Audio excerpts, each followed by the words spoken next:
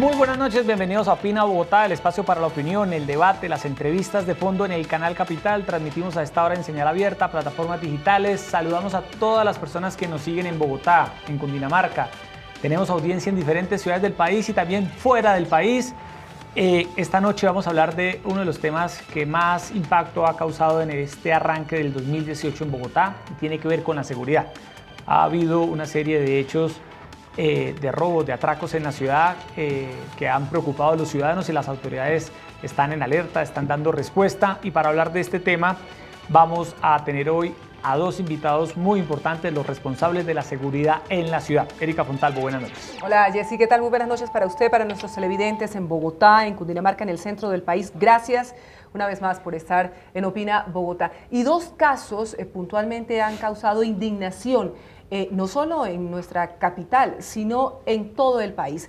El del joven de 18 años asesinado en inmediaciones de su colegio en Kennedy por robarle la bicicleta, además a manos de un menor de edad que ya está en poder de las autoridades. Y el otro, la ferocidad, la violencia con la que una banda, intentando robar el vehículo de una mujer en el norte de Bogotá, en el barrio de Rosales, se metieron al parqueadero donde ella estaba guardando este carro, le dispararon a una mujer embarazada que continúa en un difícil estado de salud. También 3 de los integrantes de esta banda, entre ellos alias Kevin, que inexplicablemente tenía una condena por robo y estaba en la calle delinquiendo, pues ya están también en poder de las autoridades. Ahora el llamado es a la justicia a que actúe con absoluta severidad frente a estos hechos. Saludamos esta noche al comandante de la Policía Metropolitana de Bogotá, el general Juber Pinilla. General Pinilla, gracias por estar acá en Canal Capital. No, gracias a ustedes por la invitación. Buenas noches. Y también al secretario de Seguridad del Distrito, el doctor Daniel Mejía. Secretario Mejía, gracias por estar acá en Canal Capital. Buenas noches, Erika, Yesid, por la invitación. Bueno, empecemos con el general Pinilla. General, la pregunta es, ¿qué está pasando con la seguridad en la ciudad en este arranque del 2018? ¿Qué análisis hace usted de lo que está aconteciendo? No, creo que siendo muy sinceros, han sucedido unos hechos que a través de los medios y a través de las redes han tenido una connotación bastante compleja. Han ocurrido hechos realmente de temas de inseguridad a nivel de la ciudad. Y decimos, no es que esté pasando algo diferente a lo que estaba pasando el año anterior, simplemente creo que han aflorado unas situaciones bien particulares sobre los cuales tenemos que dar unas respuestas muy claras. En estos casos uno quisiera tener mayor capacidad de poder prevenir los hechos. Y sobre eso es lo que estamos trabajando a nivel de la Metropolitana de Bogotá, a nivel del distrito, mediante la Secretaría de Seguridad y Convivencia en cabeza del doctor Daniel Mejía, es poder reducir esos índices de ocurrencia de hechos delictivos en la ciudad. No pretender llegar a cero, porque no podemos comprometernos con ello, pero sí que esa frecuencia se reduzca cada vez más, y sobre eso es el propósito. Y en los casos en que no podamos con la disuasión y la prevención y ocurra el hecho, tener una capacidad de reacción muy rápida para dar con los responsables de esas actuaciones delictivas y ponerlos ante las instancias correspondientes, como ha ocurrido con los últimos hechos conocidos a través de los medios. Secretario, debemos estar preocupados los ciudadanos en Bogotá frente a esta situación de los atracos, de los robos, porque si bien es cierto que se ha logrado disminuir notablemente el tema de los homicidios en un 12% frente a lo que ocurrió 2016-2017, la gente sufre y padece, es eso, el atraco en Transmilenio, que le roben el celular en las esquinas, y sobre todo este tema de delitos cometidos, de robos, de atracos cometidos por los parrilleros en moto. A ver, Erika, primero, como lo decía el general Pinilla, hay que reconocer que ha habido una serie de hechos en las últimas semanas en Bogotá, unos atracos que han salido en los medios de comunicación por cámaras de vigilancia.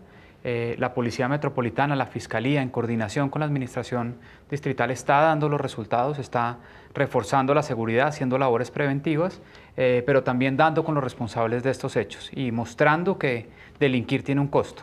Pero segundo, hay que poner las cosas en perspectiva. Es decir, es una serie de atracos que han ocurrido, pero no podemos desconocer una serie de avances que hemos venido teniendo en los últimos 2 años. Una reducción, la más grande de todas las ciudades principales del país, del 12% solo en el 2017, y una reducción acumulada casi del 17%. Bogotá tiene el 15% de la población de Colombia y el año pasado aportó el 43% de la reducción nacional de homicidios. Asimismo, tenemos una reducción en riñas reportadas a la línea de emergencia, reducción de hurto automotores, reducción de hurto de vehículos, y tenemos este reto de los hurtos a personas en donde estamos actuando, la policía da unos resultados concretos, articuladamente con la Fiscalía, y ahora ya también es decisión de la justicia qué condenas o qué castigo tienen estas personas que han sido capturadas y que están afectando la seguridad ciudadana. General, ¿hay algún indicio de que se trate de robos que estén siendo cometidos por bandas especializadas? Se hablaba, por ejemplo, en el caso de Rosales, de la llamada banda de los Rolex que empezó a ser desarticulada. ¿Qué tipo de organización delincuencial estaría en este arranque del año en Bogotá cometiendo estos tipos de hurtos? Mire, en el tema de los hurtos de joyas de alto costo, marcas reconocidas, de alto valor, necesariamente tiene que haber unas estructuras delincuenciales que no la componen 3 ni 4 personas, porque esto es una cadena criminal donde necesariamente existe un mercado clandestino donde ese objeto va a llegar y va a tener un destino que por lo regular es fuera del país, en un alto porcentaje. Lo mismo pasa con estos vehículos, con las características en las que se movilizaba la señora Adriana. Tienen un mercado muy claro y muy específico, no es simplemente... Los celulares también pasa, general. También pasa. Estábamos hablando precisamente de los últimos 2 casos y el tema de los celulares. Son estructuras delincuenciales. Si vamos a hablar en el tema de las joyas, en este caso reloj, desde el 2015, a finales del 2015, se presentaron unos hechos similares en la ciudad capital. En febrero del 2016 y septiembre de ese mismo año, se capturaron 9 personas.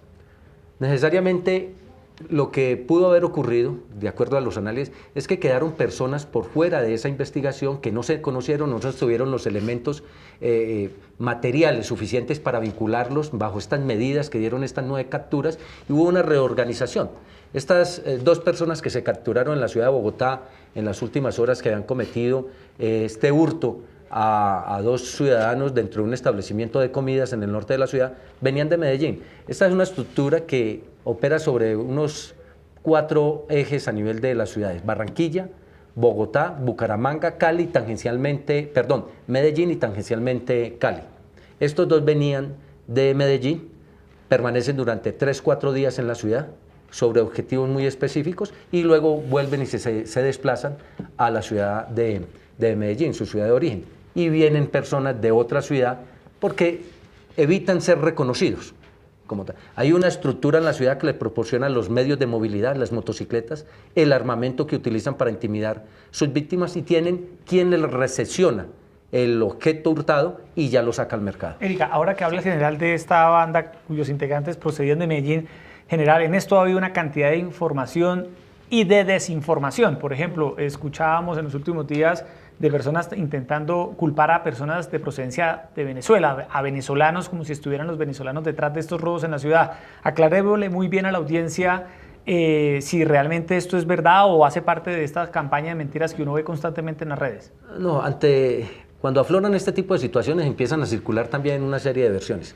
Al menos en estas estructuras de este tipo de hurtos que requieren una logística fuerte, no hemos encontrado evidencias de ciudadanos de origen de otros países. Como tal. El mercado está en otros países, pero ya es otra situación.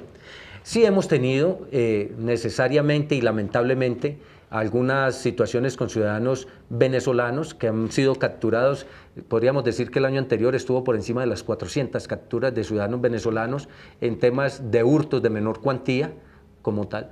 Pero esto no quiere decir que estos ciudadanos sean el origen del problema. Aquí no podemos caer en un tema de xenofobia.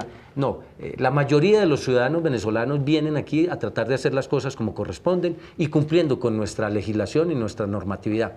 Eso no quiere decir que no hayan algunos que los hemos capturado incursionando en actuaciones delictivas y han sido puestos a disposición de las autoridades competentes. Primero verificando su legalidad de permanencia, dejándolo a disposición de Migración Colombia, y si han cometido el delito necesariamente ante las instancias de la Fiscalía. A propósito, hay un caso que se está investigando y es la violación de una mujer en el norte de Bogotá, que dice que quienes cometieron este abuso sexual tenían acento venezolano. Todavía no se ha capturado, según precisamente las denuncias recibidas. Pero, secretario, volviendo al caso de las bandas, de estas organizaciones criminales que pueden venir de otras ciudades, como nos dice el general Penilla, o que ya están haciendo una presencia permanente porque son de la ciudad de Bogotá, la gente se pregunta, ¿falta inteligencia para poder detectarlas, para poder ubicarlas? Por ejemplo, en el caso de la banda del Rolex, donde tienen toda una organización con campaneros, incluso en el aeropuerto, porque le hacen seguimiento a las personas que llegan hasta ubicarlas en el sitio para poder cometer esos atracos. A ver, yo creo que lo que ha demostrado la Policía Metropolitana de Bogotá, trabajando articuladamente con la Fiscalía, es que una a una van cayendo estas estructuras criminales. Así sucedió no solo en el caso de Rosales, y tengo que ser enfático en la respuesta que se dio institucional ante el caso de una mujer embarazada que fue atacada, sino también en el caso del niño de Bosa, que fue asesinado rápidamente, en 23 días fue capturado el asesino. Lo mismo pasó con los fleteros que asesinaron a un joven, Jason Méndez, en la localidad de Kennedy, y estas bandas están siendo desarticuladas. En estos últimos 2 años se han desarticulado 400 bandas, 220 en el 2017 solamente, y acá esto hay que resaltar las labores de inteligencia y de investigación criminal que hace la Policía Metropolitana. Claro que falta pie de fuerza en Bogotá. Nosotros hemos sido enfáticos cuando uno rankea las 17 policías metropolitanas del país. Bogotá es la última en pie de fuerza por cada 100.000 habitantes de policía. Tenemos 234 policías por cada 100.000 habitantes, cuando ciudades como Tunja o Popayán tienen más de 600 policías por cada 100.000 habitantes, casi el triple de lo que tiene Bogotá. Pero la policía ha demostrado que con lo que tiene estamos dando resultados. Ya el gobierno nacional, el general Nieto, anunciaron un refuerzo de 100 hombres que ya llegaron para investigación criminal y 50 de inteligencia que seguramente van a apoyar estas acciones concretas contra el hurto de personas que hemos focalizado. Yo frente a ese tema sí le quiero preguntar al general Penilla, porque es que uno en redes sociales o en medios de comunicación recibe muchas demandas, general, diciendo, pero que le digan a la policía que si a Bogotá le hacen falta 9.000 policías, pues que los pongan, los 9.000 policías. Eso no es tan sencillo, usted lo conoce. Quienes tenemos, digamos, un ejercicio periodístico de muchos años sabemos cómo es estos procesos, quienes entran a la escuela de suboficiales o a la escuela de oficiales de la policía. General, explíquele a la gente por qué no pueden aparecer, como sacarse de la chistera, 9.000 policías en Bogotá. Quisiéramos tener la capacidad verdaderamente de poder... El pie de fuerza nunca va a ser el suficiente, el ideal, como corresponde. Estamos en un país con muchas necesidades de seguridad en todos los ámbitos, no solamente en la ciudad capital, sino también en las regiones. Tenemos la implementación de un proceso de paz en el cual también tenemos que llegar con la oferta institucional a sitios donde no hemos tenido presencia en décadas, y el compromiso es necesariamente entrar para que el Estado haga presencia no solamente en el ámbito de diferentes ofertas, sino también en el de seguridad, darles a esos territorios lo que corresponde. El tema de poder sacar de las escuelas de formación solamente es la incorporación, el proceso de formación, y luego cuando en promedio salen de las 33 escuelas 5.500 patrulleros nuevos, y las demandas son múltiples al año, y las demandas son múltiples para todo el país, las demandas son múltiples. Y esto también, hay que ser claros, tiene un costo económico. Aquí también el gran piso de esta situación son los costos dentro del presupuesto nacional de 9.000 policías para la ciudad capital en el sostenimiento en el tiempo. No solamente es su formación, su dotación, su salario, sino el tema prestacional a futuro, cómo va a ser el Estado para poder garantizar el sostenimiento de los mismos. Entonces, no es tan fácil tampoco decir que se den. Hay que buscar la parte económica de cómo va a ser el sostenimiento de los mismos. ¿Cuántos policías faltarían en Bogotá para cumplir el estándar internacional? Según algunos estudios, se está hablando de que aproximadamente tendríamos que tener 9.500 policías más en este momento, ingresarlos y que no salga un solo policía y sostenerlos en el tiempo. Secretario, lo hemos visto a usted en los últimos meses muy preocupado porque la policía actúa rápidamente. Hemos visto en estos últimos casos que han ocurrido aquí en Bogotá, en el caso de Rosales, en el caso de Bosa, en el caso del restaurante en la zona G, que se comete el hurto y la rápida reacción de las autoridades permite capturar a las personas. Pero usted ha expresado con mucho respeto ante la autoridad judicial, de los jueces, que estas personas se corre el riesgo de que queden en libertad por múltiples razones. ¿Qué es lo que está ocurriendo en este sentido? ¿Qué es la alarma que usted constantemente ha emitido sobre esto. Hay unos hechos reales que ha dado a conocer tanto la Fiscalía General de la Nación como la Administración Distrital, también el alcalde de Medellín lo ha hecho de manera clara, sobre los patrones de reincidencia criminal que estamos observando, especialmente para estos delitos que, entre comillas, a veces llama la justicia delitos menores, hurto a persona, raponazo, etc. Tenemos personas, por ejemplo, que el año pasado una persona en Bogotá que fue capturada 29 veces por la Policía Metropolitana de Bogotá. Claro, las 29 veces es por un delito supuestamente menor, que es el hurto a personas, pero es el delito, como usted lo decía, Erika, que tiene azotada a la ciudadanía, cansada a la ciudadanía. Y vemos con preocupación el excesivo uso, por ejemplo, de subrogados penales, de excepciones a las medidas de aseguramiento intramurales, porque la persona es madre, cabeza de familia, porque está desempleado, porque tiene arraigo. Siempre hay una excusa para que la persona no pague un costo efectivo y que no sea un costo.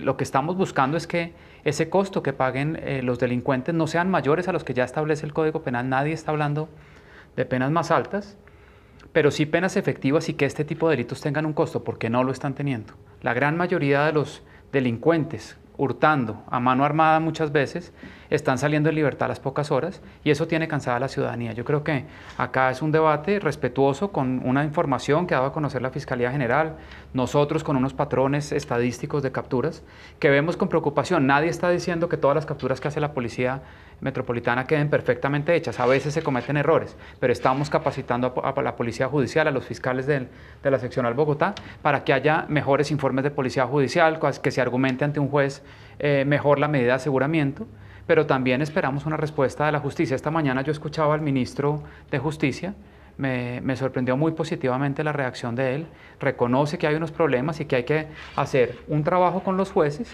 y también dar un debate sobre la política criminal en Colombia, porque definitivamente estos delincuentes no están teniendo ningún costo. Pero, secretario, ¿dónde está el cuello de botella para que muchas veces los delincuentes vuelvan a la calle? En los temas de judicialización, cuando se aportan las pruebas, cuando se produce precisamente la detención por parte de las autoridades, también se dice que es que como no hay suficientes cárceles en el país, muchos jueces no toman la decisión de decretarles una medida de aseguramiento. ¿Qué es lo que está pasando? Porque la gente se indigna de ver al atracador que le robó en Transmilenio su celular a la semana nuevamente en el mismo punto. Mire, no, hay varias explicaciones. Primero, hay que dar un debate grueso sobre cuál es la política criminal. Fue el mismo ministro de Justicia quien esta mañana fue claro en que hay que dar un debate sobre este tema. Nosotros estamos de acuerdo con esa posición, pero también hay que pedirle a los jueces y a los fiscales que argumenten mejor la medida de aseguramiento. Ya con la Fiscalía estamos haciendo un programa de capacitación que comienza pronto para que argumenten mejor la medida de aseguramiento. Pero en muchos casos vemos con preocupación. Yo tomé estadísticamente la información de los 55 criminales más reincidentes en los últimos 4,5 años. En el 85% esas capturas quedan legalizadas. Es decir, en la gran mayoría de los casos esas capturas quedan bien hechas por la Policía Metropolitana de Bogotá. Hay unos casos por corregir, pero cuando el fiscal pide la medida, solo en el 25% de los casos el juez la otorga. Esto es con datos de los 55 delincuentes más reincidentes en Bogotá. Muchas veces, no es la única explicación, estamos llenos de subrogados penales, Erika. Le pongo un caso concreto. Muy garantista, el tema es muy garantista con el delincuente. Que nos estamos preocupando mucho por los derechos procesales de los delincuentes y muy poco por los derechos a la seguridad ciudadana de las víctimas. Le pongo un caso concreto para no filosofar sobre este tema, sino poner cosas concretas y temas concretos. En el caso de la intervención que se hizo en la localidad de Kennedy el año pasado en María Paz, hay horas de grabación donde la jefe de la banda era una mujer mayor de edad, que claramente le estaba vendiendo droga a los menores de edad, estaba receptando objetos hurtados, haciendo todas las transacciones de la banda. Fueron judicializadas 12 personas, una de ellas, que es la jefe de la banda, esta señora, quedó en prisión domiciliaria. Ya sabemos que es la prisión domiciliaria en Colombia, porque la señora era madre cabeza de familia. Pero para delinquir, para venderle droga a menores de edad, para recetar objetos hurtados, para traficar con armas, la señora no resultó siendo madre cabeza de familia. Entonces, y ella sale a la calle a seguir delinquiendo. Entonces hay casos concretos que nosotros hemos llamado la atención y nos preocupan y hemos hecho un llamado respetuoso. Ahora bien, entendemos la independencia de la justicia, pero independencia no significa incuestionabilidad. Es decir, hemos hecho unos cuestionamientos respetuosos, hay unos errores que a veces comete la Policía Metropolitana en las capturas, ¿cierto? Estamos trabajando para capacitar con recursos de la Administración mejor a la Policía Judicial, a los fiscales, pero también hay que reconocer que hay unas fallas en la justicia y hay que trabajar sobre ellas. Yo, de nuevo, repito, vi positivamente las declaraciones del ministro de Justicia esta mañana, vi positivamente también las declaraciones del presidente hace 2 semanas, en donde también a todos tenemos que poner de nuestra parte para darle respuesta a la ciudadanía. La ciudadanía está cansada de que los delincuentes, cometiendo hurtos, muchas veces a mano armada y poniendo en riesgo la vida de las personas, queden en 24 o 48 horas en libertad. Claro, es que esto es un círculo donde cada actor debe poner de su parte, y ese mensaje del secretario lo sienten los ciudadanos, de que los ladrones no pueden quedar en libertad. General Pinilla, mañana, 2 de febrero, inicia la restricción al parrillero de moto en la ciudad.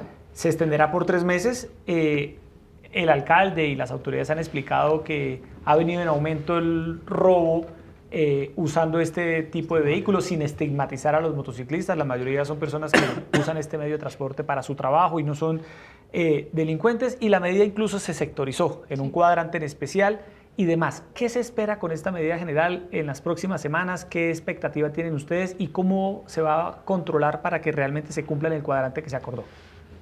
Yo creo que esta medida en otras ciudades del país ha sido implementada en ciertos sectores. Yo vengo hace 26 meses atrás de ser comandante de la Policía Metropolitana de Cali, y allá está vigente en unas comunas. Y cuando se le hace el seguimiento, sí existe un alivio en cuanto a reducción de los hechos delictivos en esos sectores, en cuanto al uso de la motocicleta como elemento de movilidad para cometer hechos delictivos. Digámoslo así, el tema del sicariato, el tema del hurto, se siente un alivio. No es la solución definitiva, eso es una cosa que hay que dejar muy claro, no va a ser la panacea. Pero a nivel de policía, nosotros sí podemos decir que se ha sentido en las ciudades donde se ha implementado esta medida, vuelvo y repito, sectorizada y dentro de los controles establecidos, una mejoría en cuanto al tema de la seguridad. No solamente lo decimos nosotros, muchos ciudadanos de esos sectores lo han manifestado abiertamente. Sí hemos sentido que ha mejorado a medida que ha estado rigiendo la restricción del parrillero.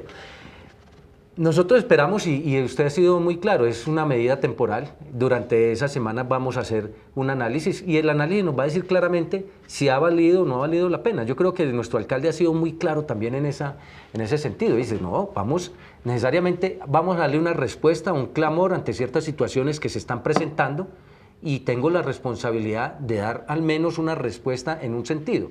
En este caso, estamos hablando de tomar esta medida que tiene un costo político, hay que reconocerlo bajo cualquier punto de vista, y más en esta ciudad donde siempre va a ser criticado porque sí se hace o porque no se hace, porque se toma una medida o no se implementa la misma.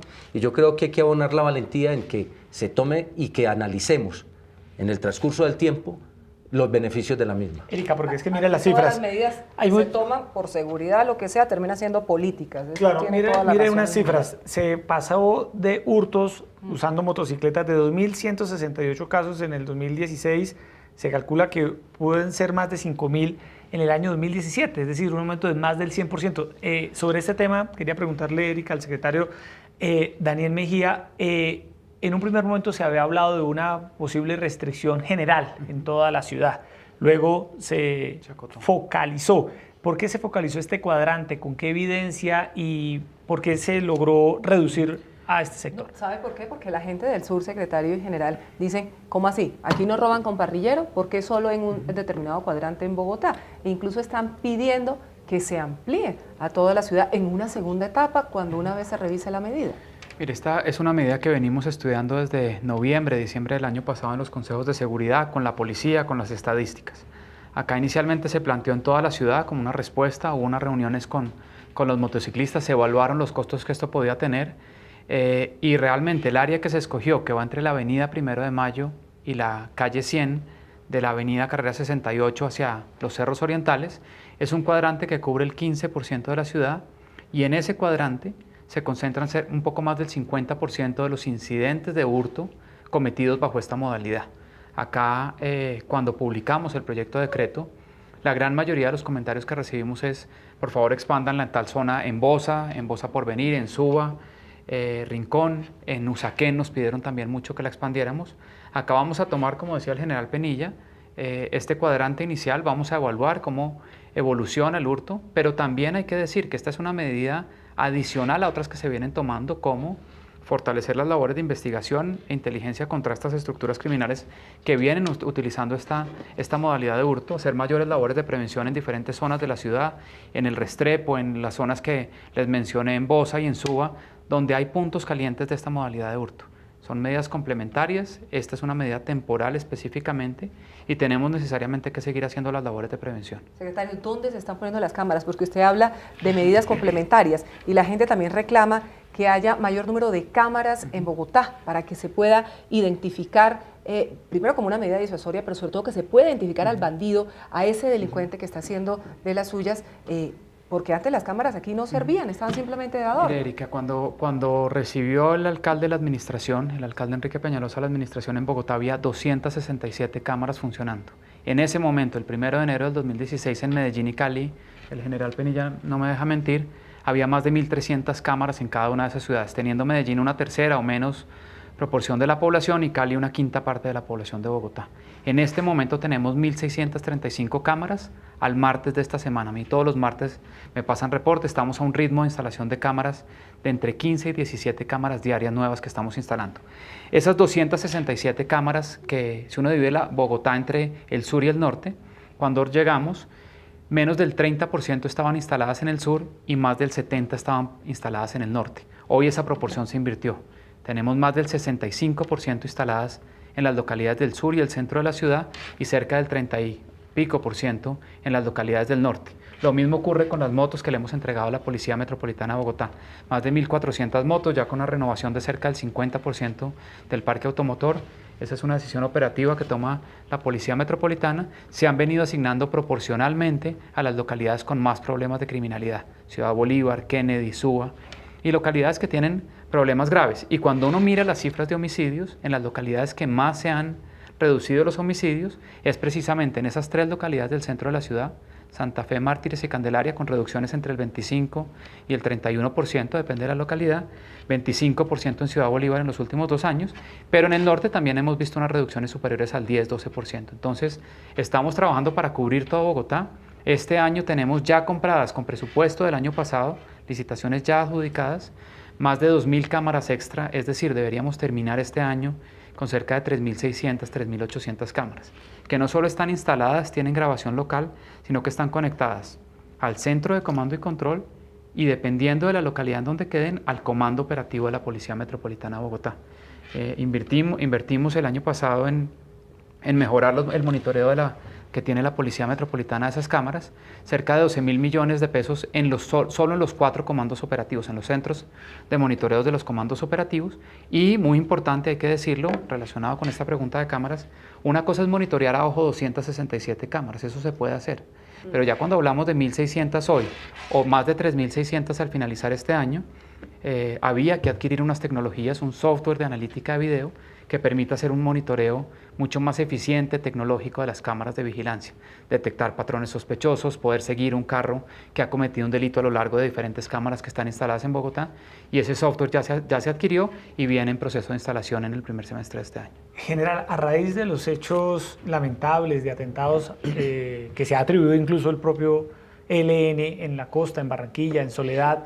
En Bogotá hay muchas personas que han estado preocupadas sobre lo que pueda llegar a ocurrir con una amenaza terrorista en la ciudad. Incluso empiezan a circular toda clase de cadenas en las redes sociales.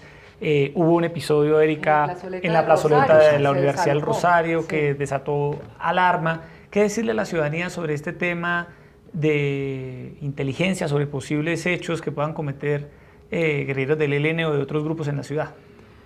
Mira, es decir, de acuerdo a los sucesos que en otras ciudades en los últimos 8 días, hemos sido claros. Bogotá no es una isla, Bogotá no es inmune a que puedan ocurrir. Es más, tenemos unos antecedentes durante los últimos 2 años muy puntuales.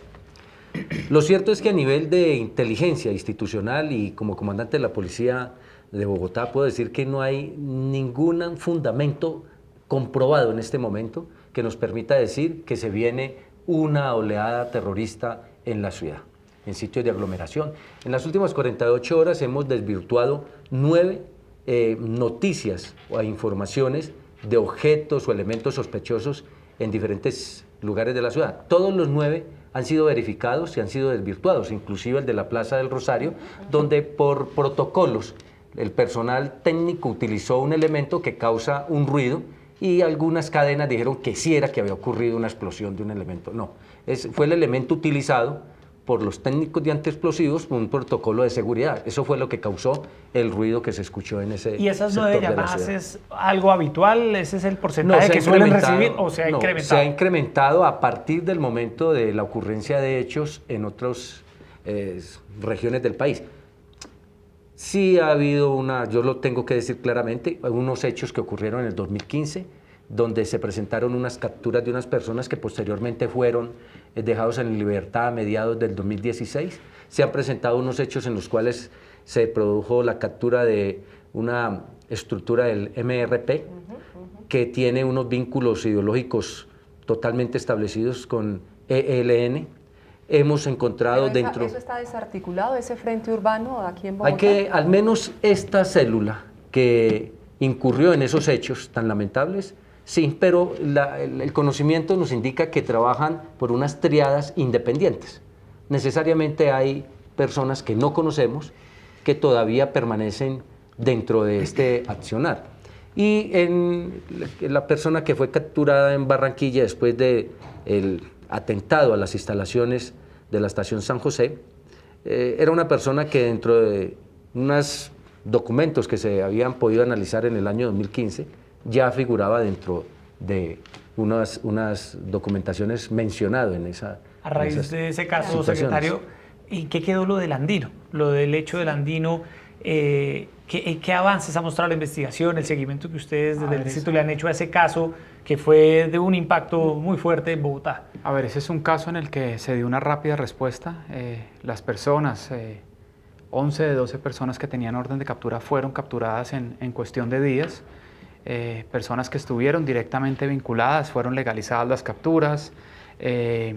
Ya la Fiscalía presentó el escrito de acusación contra estas personas y hay una serie de pruebas que los vinculan a estos hechos terroristas, no solo al del Andino, sino, si ustedes recuerdan, a principios de 2016 e incluso en 2015, ataques a sedes de diferentes EPS, 2 atentados en sedes de la DIAN con artefactos explosivos y panfletos alusivos a esta organización MRP, que tiene claros vínculos con el ELN, hay que decirlo, es una célula urbana muy asociada al bloque oriental del ELN, y fueron capturados. Hay una persona que tiene todavía orden de captura vigente y que está siendo buscada por las autoridades. Acá se dio un resultado muy rápido en capturar a estas personas.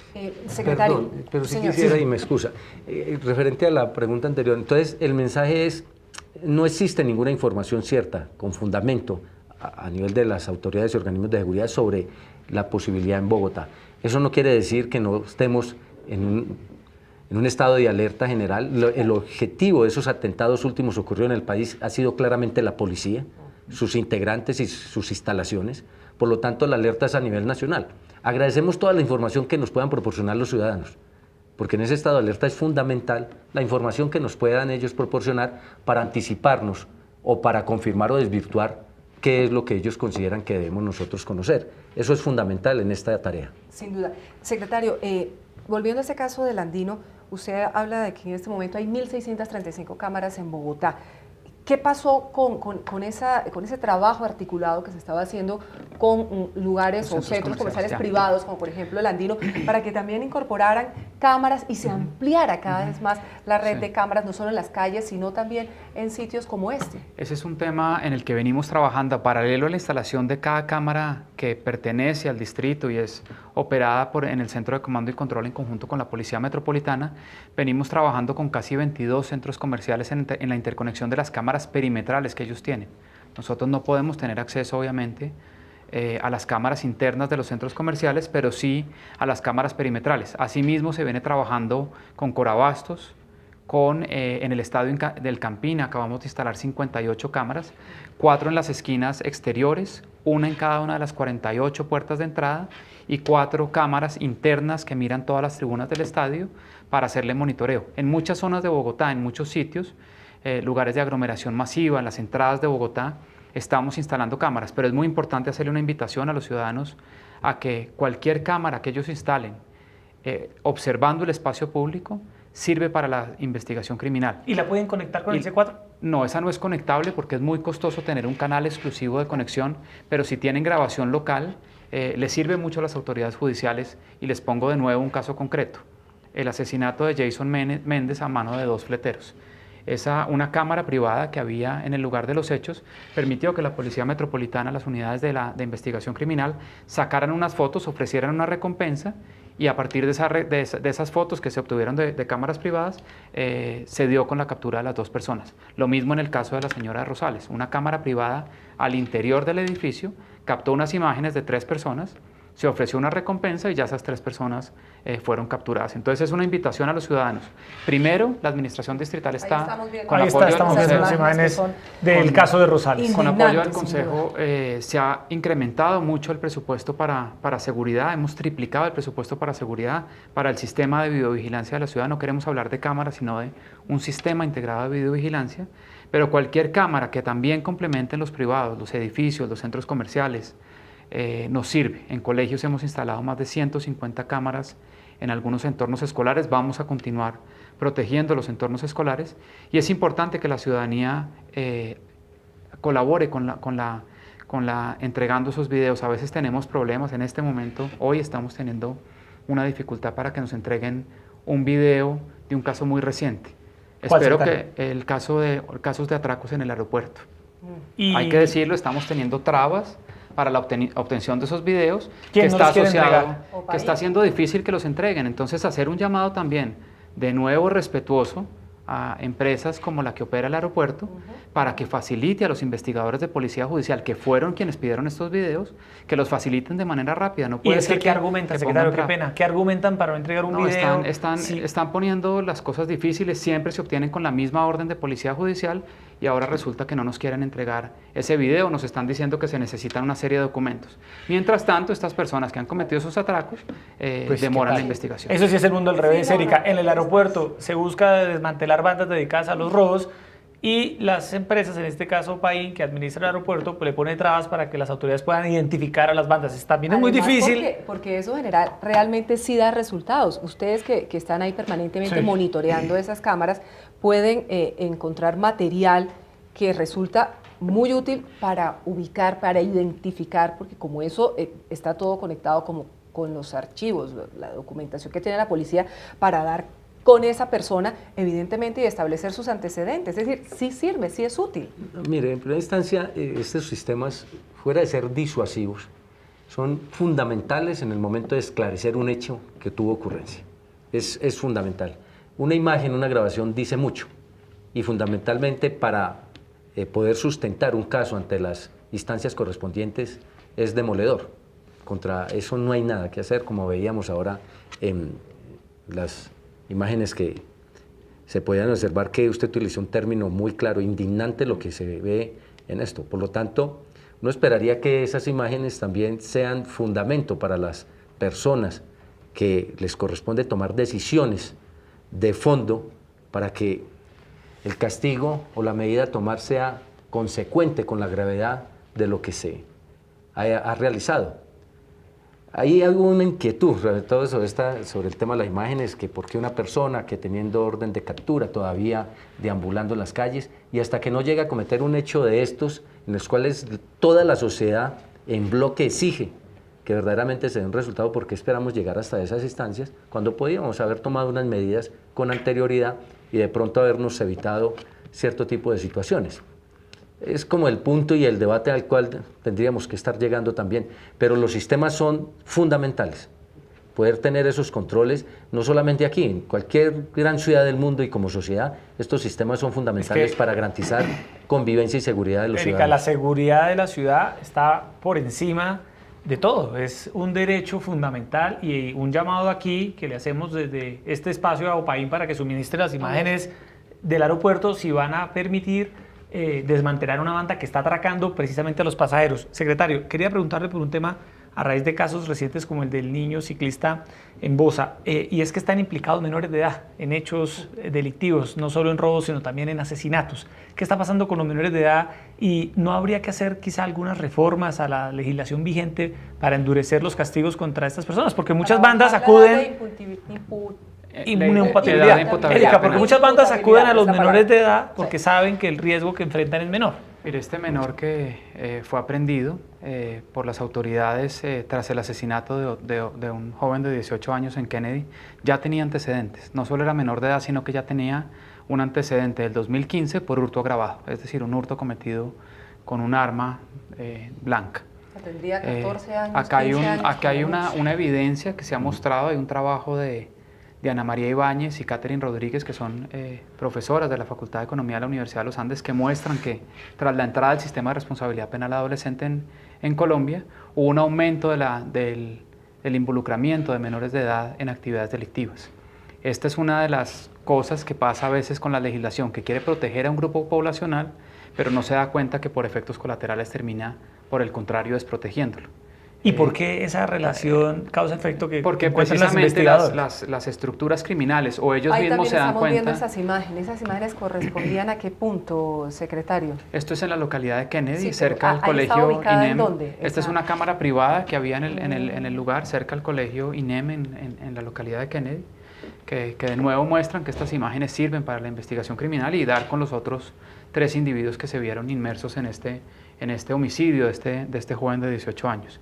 Entonces acá lo que venía diciendo es que hay una ley que trata de proteger con buenas intenciones a los menores de edad que cometen, que se ven inmersos en violaciones al Código Penal, pero que termina desprotegiéndolos porque ellos mismos se dan cuenta que el tratamiento penal que reciben es laxo, o organizaciones criminales que se dan cuenta que pueden instrumentalizar menores de edad y que a ellos nada les va a pasar. ¿Qué sugiere usted? ¿Qué hay que hacer? Mire, acá en Bogotá, yo voy a ser claro, venimos trabajando con el ICBF en los centros de atención especializada, los CAES, del que maneja varios el ICBF, algunos nosotros, para hacer programas de rehabilitación y de resocialización con estos jóvenes. Estamos haciendo, el año pasado hicimos implementamos un programa que ya funciona en varias ciudades del mundo, específicamente nació en Chicago, que es un programa de terapias conductuales cognitivas con menores de edad para ayudarlos a controlar impulsos, ya que cuando salgan de estos centros de atención especializada no reincidan en el delito. Aquí hay que hacer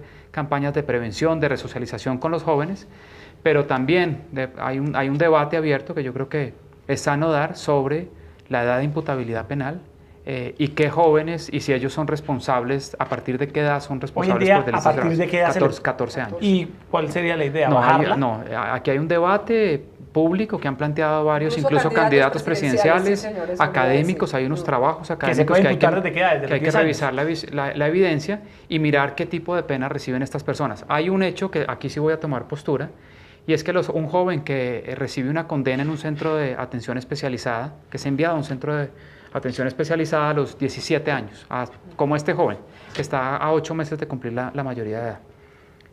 Ellos cumplen la mayoría de edad y continúan en esos centros de atención especializada por ley. Deberían salir a un centro de reclusión para mayores, porque duran hasta los 24 o 25 años allí y están llegando al mismo tiempo jóvenes de 14, 15 años y pues esto no nos ayuda mucho. La Universidad del Delito. General, cuando se detiene, cuando sus policías detienen en Transmilenio, en el SITP, en algún hecho a estos menores de edad, ¿cuál es el manejo que se le da? ¿Qué tienen que hacer los policías cuando detienen a menores en estas situaciones? No, por legislación necesariamente hay que solicitar la presencia de la Policía de Infancia y Adolescencia. Ellos no pueden ser sometidos o inmovilizados utilizando los elementos como las esposas, tienen que ser conducidos bajo cierto tipo de condiciones y tiene que necesariamente hacer presencia un defensor de menores para que lo asista antes de cualquier situación y llamar a sus adultos responsables.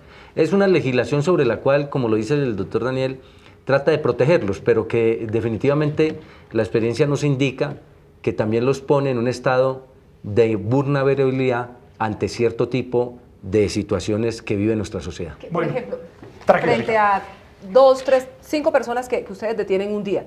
De esas 5 personas, ¿cuántas son menores de edad cometiendo delitos en Bogotá?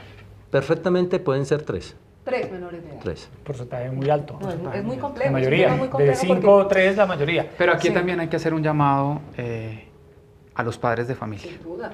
Es decir, esto no puede ser simplemente un tema de policía, también uno ve menores de edad que están a merced de la calle toda la tarde hasta las 10 de la noche.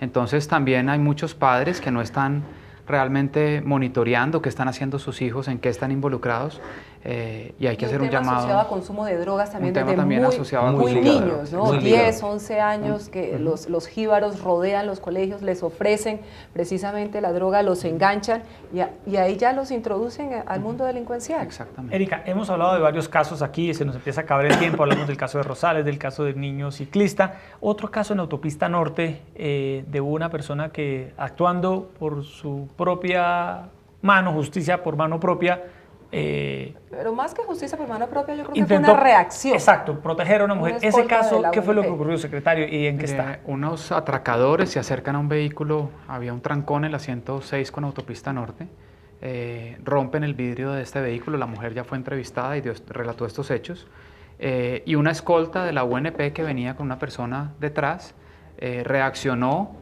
y para tratar de proteger a la señora disparó y uno de estos delincuentes terminó muerto en el intercambio de disparos. Acá esta persona de la UNP, hay un debate hoy sobre qué debe pasar con esa persona.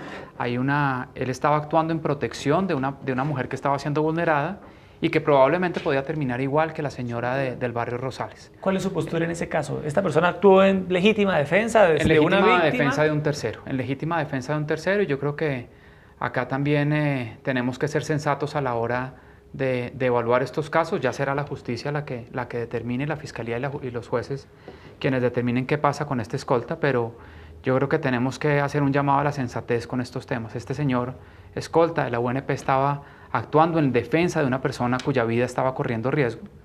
Claramente estas personas tenían armas blancas, podían haber terminado hiriendo a esta mujer que iba sola en su carro.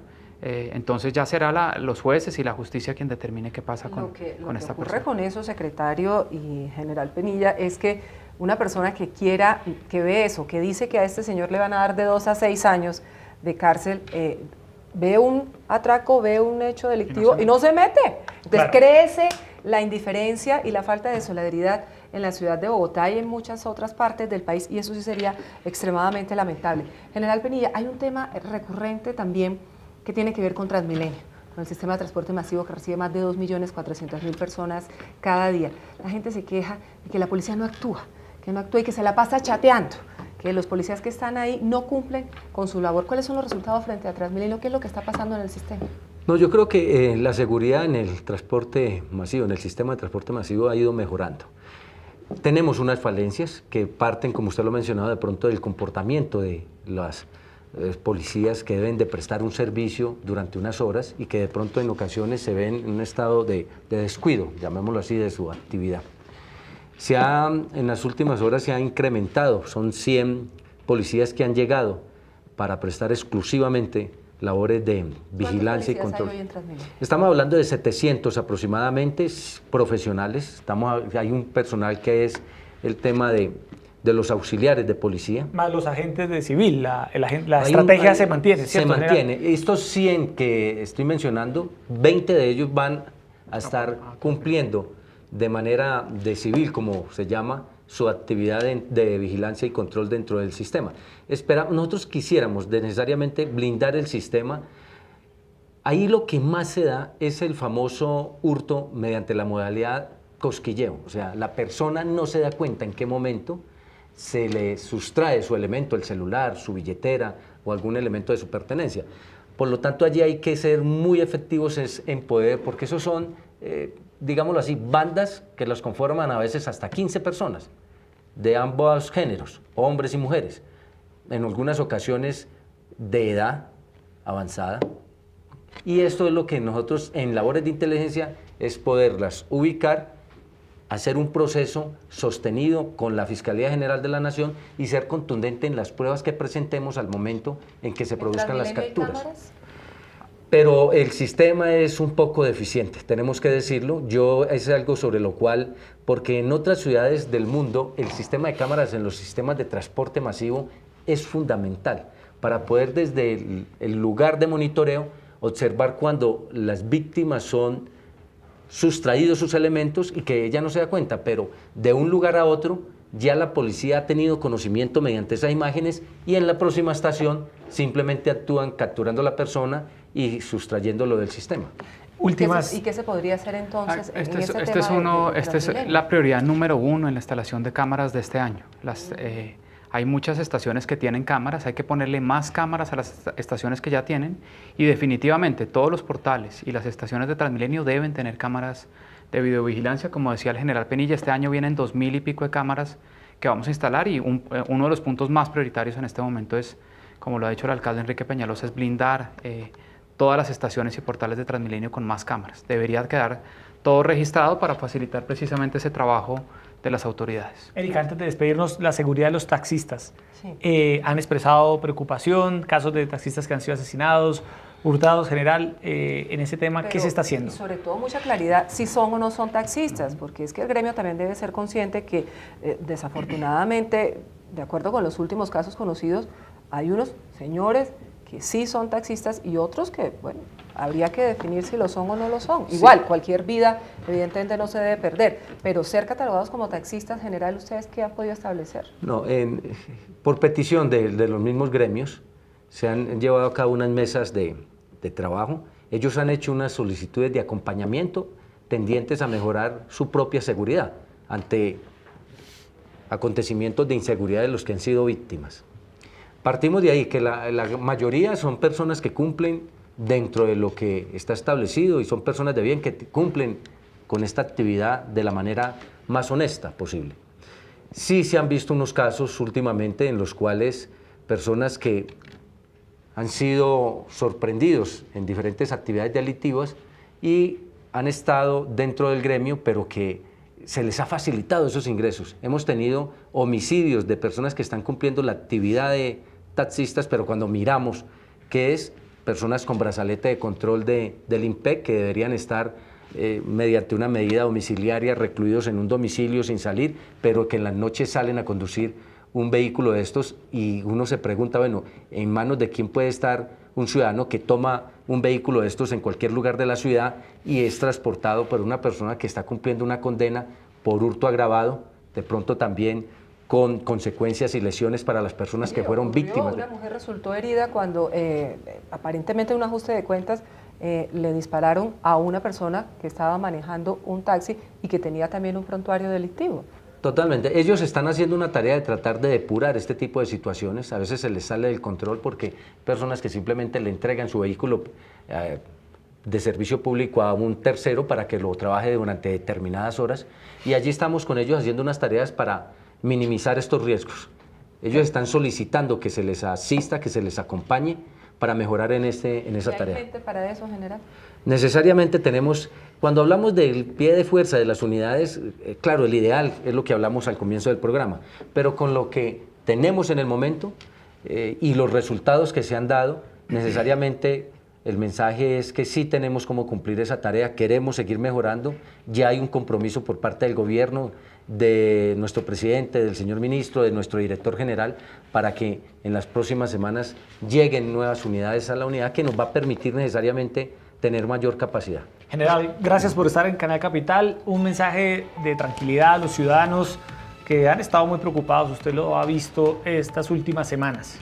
No, en primera instancia, y así suene como muy repetitivo y retórico, pedir disculpas por unos hechos que han sucedido y que definitivamente como comandante de la Policía Metropolitana de Bogotá soy el primero en lamentarlo. El compromiso es que ante un hecho de estos no quede impune, es que no vaya a quedar impune, que necesariamente los responsables queden bajo medida como corresponde y ante las instancias que les toca necesariamente tomarlas. Estamos y queremos avanzar en que cada día el delito en su frecuencia y en su ocurrencia en la ciudad vaya disminuyendo. Comprometerse a llegar a 0 delitos, no puedo hacerlo, no se ha logrado en ninguna sociedad del mundo, pero lo que sí tengo claro es que con el acompañamiento del distrito, de la Secretaría de Seguridad y Convivencia, sí podemos llegar a reducir esos índices de ocurrencia. Necesariamente estamos en capacidad de hacerlo y ese es el propósito como tal. A la ciudadanía que nos colabore, que nos acompañe en esta tarea mediante su información, mediante el acompañamiento de las estrategias que se están implementando en diferentes zonas de la ciudad. El compromiso es sacar de las calles a estos delincuentes, independiente del grado de peligrosidad con que hayan actuado, porque es que no podemos seguir esperando a que exista un lesionado de gravedad, porque un delincuente cometió 3 o 4 veces un delito sin utilizar violencia, pero llega el momento, como lo hemos visto en ciertas imágenes, en que la violencia, ellos actúan. El tema de Kevin, que fue la persona que se presentó, no es un tema que, a pesar de tener una orden de captura vigente por hurto agravado, sin utilizar violencia, esté en las calles. Él no es que se haya acostado una noche y al día siguiente haya amanecido con sentimiento de arrepentimiento y me voy a entregar y me voy a someter. No conozco el primer delincuente que haya hecho eso, que por una situación personal digo, me voy a presentar y voy a confesar mi delito. El acoso al que estaba él siendo sometido y la inminente captura también lo obligó a esto. Tal vez dentro de una estrategia para obtener unos beneficios ante haber facilitado su presentación. Esta persona no puede estar en las calles ni de la ciudad de Bogotá ni en ninguna ciudad. Definitivamente, lo que se ve en las imágenes es la frialdad y la indolencia con que actúa en contra de una mujer que estaba en estado de indefensión. Así es. Secretario Daniel Mejía, gracias por estar acá en Cana Capital. Un mensaje también para los ciudadanos desde lo que se está haciendo en el distrito. Gracias, Yesid. Primero, aquí estamos poniendo la cara, no estamos escondiendo, no estamos diciendo que este es un tema de percepción, aquí han ocurrido unos hechos reales y se están tomando unas determinaciones y unas decisiones que ya se ven en las calles. Se están capturando a los delincuentes. La policía esta semana yo creo que ha mostrado esos resultados. Y un llamado a la ciudadanía también a que nos colabore con toda la información y entendamos que hay que seguir adelante. No podemos doblegarnos ni ante los hechos ocurridos en Barranquilla, ni ante unos hechos que han ocurrido en el norte de la ciudad, y tenemos que seguir adelante, colaborando con las autoridades, colaborando con información y aportando también a la seguridad ciudadana. Bueno, Erika, se nos acaba el tiempo. Muchas gracias como siempre por estar acá en Opina Bogotá. Sí, perdón, general, claro que sí. Como comandante de la policía, yo me ubico en el lugar del ciudadano. Podemos reportar las capturas y el ciudadano de pronto lo puede recepcionar bien.